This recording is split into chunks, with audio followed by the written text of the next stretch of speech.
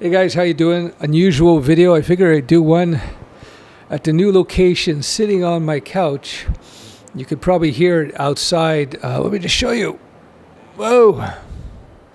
Yeah, exposure's not the best there. Somebody asked me, is there a lot of competition in the development space today? Is there jobs to be had? It looks like there's a lot of people out there. It looks like there's a lot of business to compete for. What's the answer, Stef? If I learn to code, will I get a job?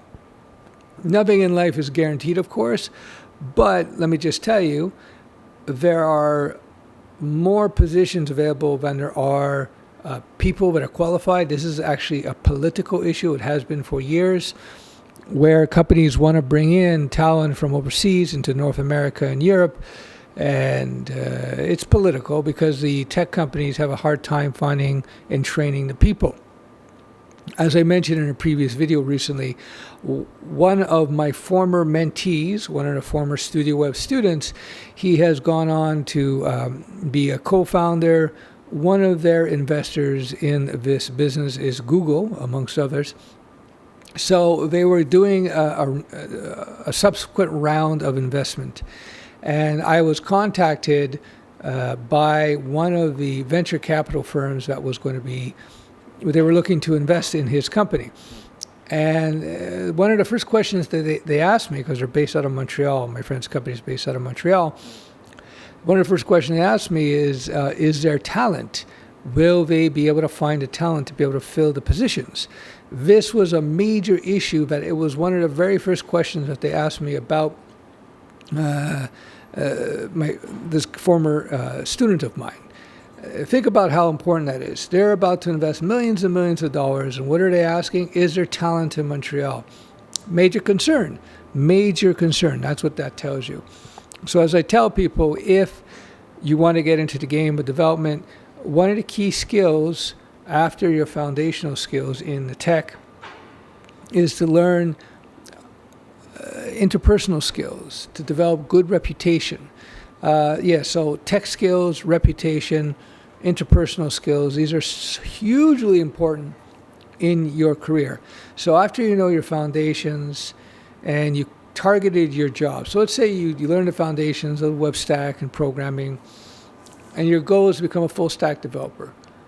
So what you got to do is you got to first research where the job opportunities are in the location that you want to work, because not all places are the same.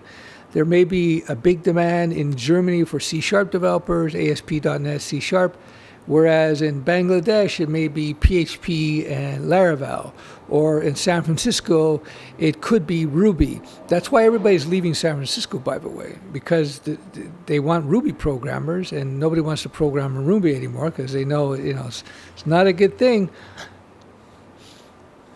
If you know my channel, you know I'm not. Anyway, so no, the point is, all joking aside, you have to look at the location where you want to find a job, because every place is different.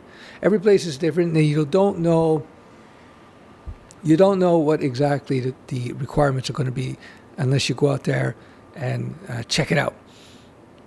Now, I talk about interpersonal skills because if you can learn to communicate well, that will put you head and shoulders above the competition.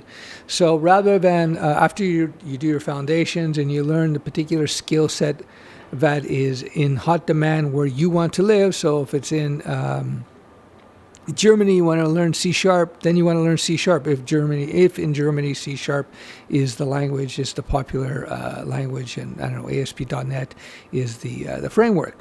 You learn that, and then you start developing, and you should be developing the whole time rather, your ability to communicate, whether written, verbal, body language. When you show up at meetings or you show up for interviews, make sure you're dressed reasonably well, you don't smell. Very important, all these things. So before I would learn some new framework or do a new tutorial on YouTube or buy a new tutorial, I would develop my interpersonal and communication skills. That's going to take you much further. Another thing you can do is to work on your domain knowledge. So if you want to work in the banking industry, understand what what they're doing there, what they're interested in, what technologies they're leveraging, what the models are. If you have a better understanding, the banking industry might not be the best example because it's its own creature. But let's say you wanted to get a job working for a small tech startup that does security systems for people. I don't know. Well, you understand, you should research that company, figure out what kind of products they sell, look at the competition, understand what they're doing, what their niche is. So when you do go into the interview, you have knowledge about that company, about their internals. They're going to really appreciate that. All right, that's it for this little video. I just want to try out this new mic setup. I'm just trying it out because I got a lot of background noise, and this is supposed to help with that. So we'll see how it sounds. Ciao, ciao.